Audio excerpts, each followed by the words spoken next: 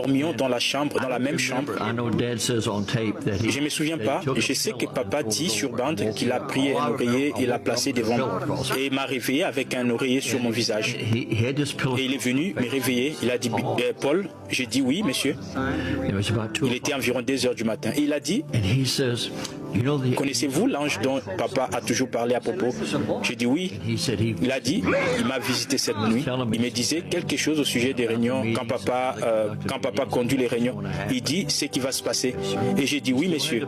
J'avais toujours l'oreiller sur ma face. Et il a dit, je lui ai demandé si je pouvais te réveiller et aussi réveiller mon frère Donny.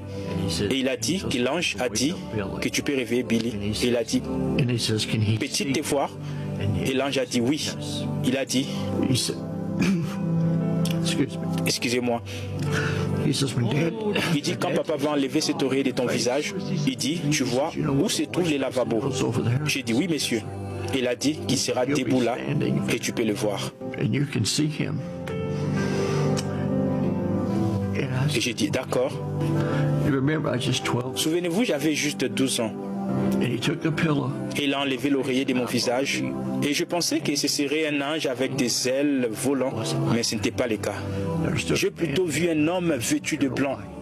Il avait ses bras croisés comme ceci, ses cheveux jusqu'aux épaules, qui se tenaient là.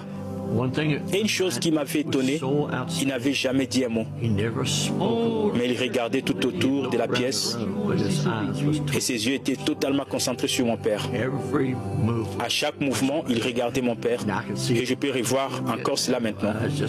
Il pouvait regarder tout autour de la chambre, regarder un peu vers moi et vers mon oncle.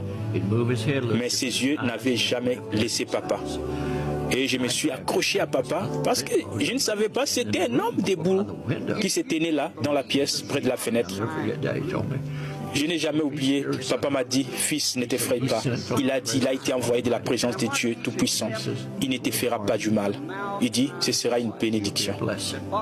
Les regardants se tenaient très près et papa m'a tenu. Et il est passé de cet être d'homme, juste comme Frère Branham l'a décrit, à travers, je ne dirais pas une colonne de feu, c'était comme une brume, une forme de lumière, de vapeur. Il a disparu et sorti par la fenêtre. Et quand il a quitté, un arc-en-ciel est venu par la même fenêtre et il est resté suspendu dans cette chambre pendant des heures.